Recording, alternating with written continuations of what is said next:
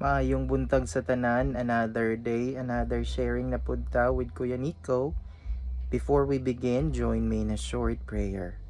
In the name of the Father, and of the Son, and of the Holy Spirit. Amen.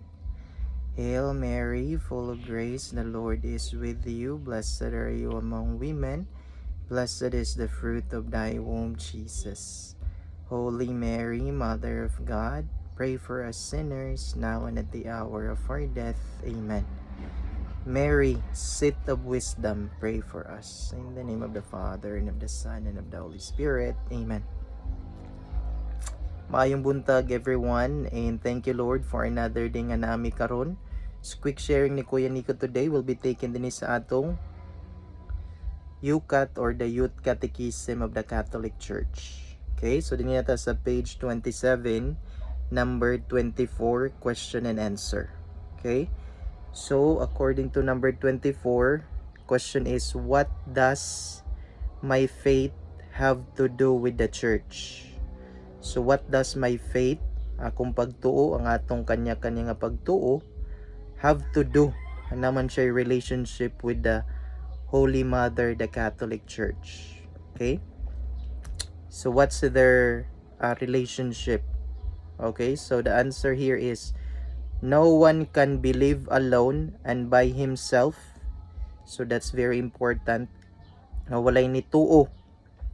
Right? Our faith is not a faith of one person, of one individual, at para lang sa iyang kaugalingon. Rather, just as no one can live alone and by himself. So no one believe alone and by himself, and no one live alone and for him or herself only. Right? Rather, we receive the faith, ang katolikong pagtuo atong nadawat from the church, gikan ni sa simbahan. There's a tradition. There's even the church before we are here on earth. Right? The Catholic Church has been here on earth for 2,000 plus years now. So we receive the faith. It's not like na-enlighten lang ta or nadawat nato, nahulog gikan sa langit ang pagtuo, but we receive the faith from the church. Okay? And live it out in fellowship with the people with whom we share our faith. Okay? So for me, it's very important to reflect, meditate nga ang atong katolikong pagtuo has this sacred scripture, the Bible, right? And the sacred tradition, right? The oral tradition that has been passed over. So written and oral tradition, right? Number 3 is the sacred magisterium of the Catholic Church. Just as during the time of our Lord Jesus Christ, He has the 12 apostles, having Saint Peter, the first Pope. So even as today, we also have bishops, right? We have the Pope Leo the 14th. What else? We have the priest, the deacons. So these officers in the Catholic Church has been from the very beginning, from the time of Christ. Okay?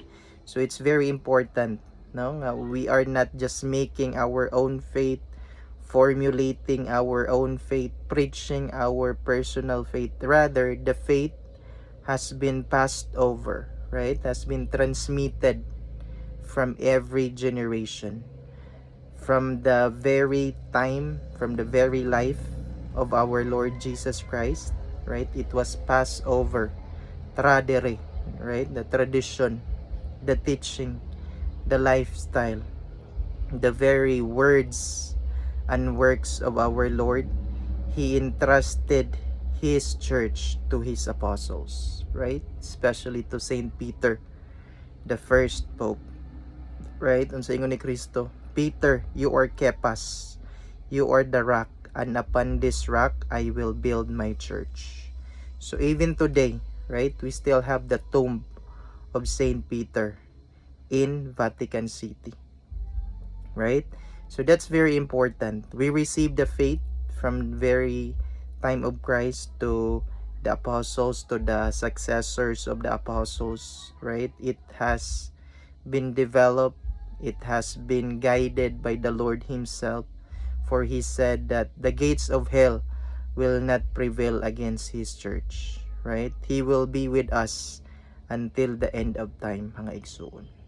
So this is the very beauty of the Catholic Church, no? Wala lang ta kay niusbong og kalit, nagsugod og kalit, but we can trace our very origin from our Lord Jesus Christ himself, mga igsoon. Okay? So that is why the church, according to Catholic theology, is the mystical body of Christ. The church is a living being, no? Not just establishment, as important as it is, but the church is the mystical body of Christ. Every person, right, that the Lord has created in his very image and likeness, mga igsoon. So since we are body, we have different parts, right? The church has different parts, different mission, different vocation, different calling to be fulfilled in our very own lives, mga igsoon. Right? So I do believe that's very important. So that is why if the part, right, since we are the church, the mystical body of Christ, so every part is sick, right, or getting sinful in some way, committing sin, so the other part will be affected as well, right? Sakit ng kalingkingan, sakit ng buong katawan. However, if one member is growing on his or her relationship with the Lord, o on his or her prayer life, on his or her holiness, right? So the other parts of the mystical body of Christ, the church, will be affected as well. Okay, so that's very important to know. To note. So we are growing towards our goal, right? Traveling, going to this paradise that the Lord has promised us. The kingdom of his Father, the kingdom of our Lord. Right? So it's very important that we should be in a community. So kung nagasimba ka sa parish, sa chapel, mission station ninyo, I do believe it's high time to be part of that community, right? Kung na youth group, be present. Kung na adoration, prayers, Saturday, Friday, Sundays, Holy Mass. If you can read, be part of the ministry of the lectors. If you can sing, be part of the ministry of choirs. Right? Serve. Be a lay minister.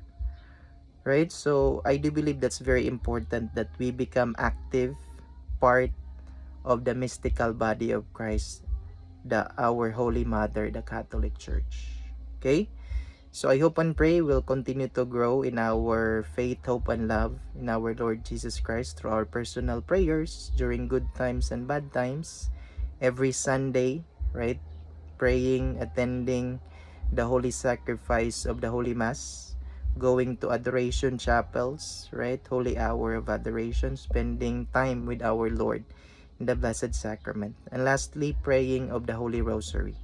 For we all know the best way, the perfect way, the fastest way to our Lord Jesus Christ is through our Blessed Mother. Thank you everyone, and God bless.